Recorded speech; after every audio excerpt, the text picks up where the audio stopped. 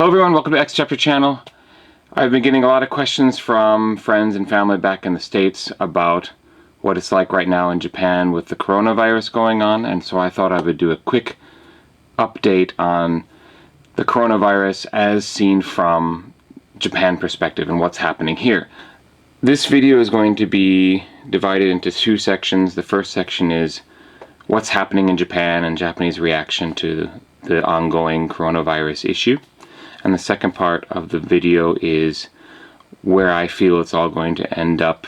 I'm obviously not a medical professional, but I think there's a couple of clear things that have come out from what I've been reading and what I understand. And if you just want to know what the reaction in Japan is, please watch the first part of the video and skip the second part. But if you want to know my opinion on what comes next, keep watching.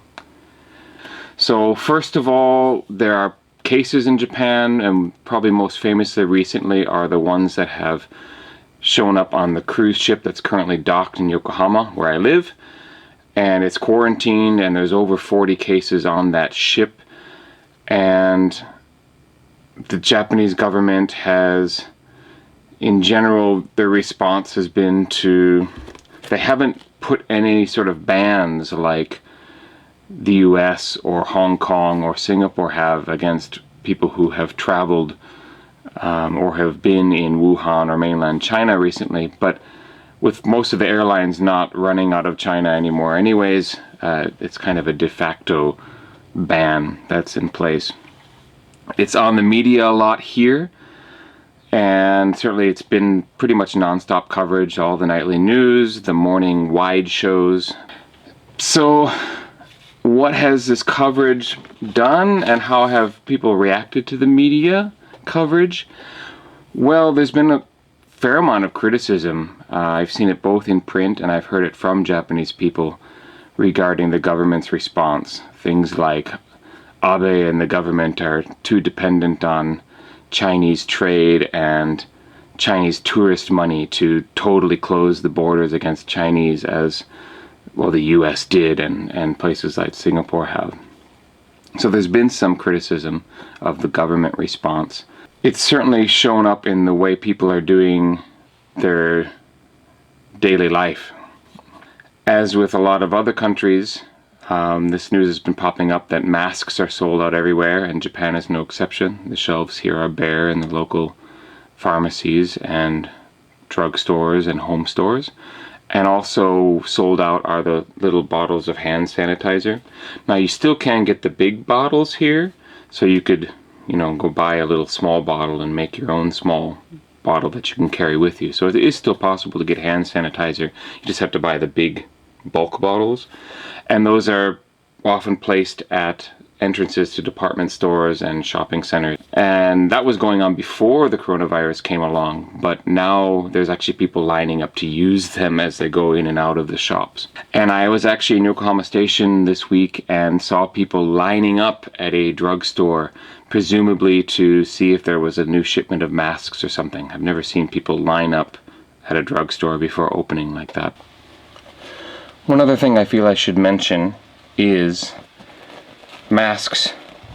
Personally, I do wear masks when I'm out on the train or I'm in the buses, but I completely understand that this is not going to stop an airborne virus from getting in. I know the panic of buying masks, it's kind of silly from that standpoint. It's not going to help you. It's better for if you have a cold and you're trying to prevent something from getting out.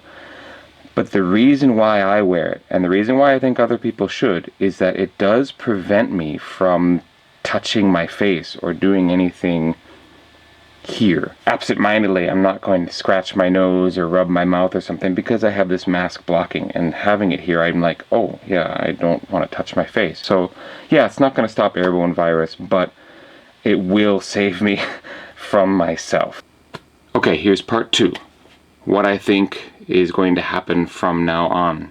I think from the fact that we've seen such a widespread of the virus from the people in China who attended that big mass people's banquet where they were all eating from the same dishes in Wuhan, and the virus spread quite a bit that way in all likelihood. And we've certainly seen so many cases there that it's definitely spreading fairly easily from person to person. As well as the cruise ship in Japan. I mean, confined space, cruise ships are kind of famous for viruses spreading easily because of the confined space on a ship. And it suggests that, you know, the virus is spreading person to person fairly easily. And my opinion about this is that, and well, it's not just my opinion. I'm not a medical professional, but I've been reading professional opinions on a variety of sources. And it seems like we're probably not going to be able to stop this virus. We're probably not going to be able to contain it. It's going to get out. And I mean, in many ways, it already has gotten out.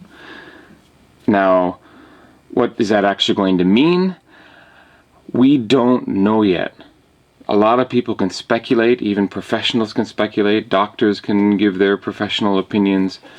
However, as with SARS, as with MERS, as with the H1N1 swine flu, we won't really know how bad it is going to be until we have enough cases and enough research. And we're not going to know these things until months and months afterwards. For example, we don't know how many people died in China of complications that came about because they caught the virus. My cat has caught the it's nighttime virus, and he's starting to deefus around. We also are not seeing how many people catch the virus and are asymptomatic. We won't know that they have it and might go the whole course of having the virus and they kill it off in their system and we never know that they had it, they were never tested. And also the people who got a little bit sick but not enough that they felt they had to go to the hospital or a clinic and then were eventually cured. So I think when we see the ratio of cases and the ratio of deaths where they are, I think it's going to increase the space in between. It's about 2% death rate now. I think it's going to be considerably less once more information comes out, even taking into account the possibility that China has not been completely forthright with the numbers. And I really feel for the Chinese people. They're pretty up in arms at the whole situation that happened to the sort of whistleblower doctor in Wuhan who warned about things, and the local officials suppressed that and detained him. As always, we can't really trust exactly what's coming out of China, and I'm saying that with the utmost respect for the Chinese people, and I really hope for the best for them. However, the CCP, you can't really trust what they're saying. In all likelihood, this is already out of the bag, it's already out there, it's going to spread throughout the world, and for countries with sort of poor health systems, it's going to be pretty bad. Underdeveloped countries that don't have the health systems that countries like Japan or the US have, countries that do have developed health systems will be able to handle it for the most part. And unfortunately, though, it'll probably become a seasonal issue like the flu. I mean, coronavirus probably is going to come back and ebb and flow, and it's just going to be another one of those diseases that humankind is going to have to deal with. Now, I don't know that for sure, and I will happily come back on months from now and say, hey, I was wrong, and it's worse or it's better. But we'll see. Thanks for watching. That's the update from Japan. Look for my other videos. Thank you.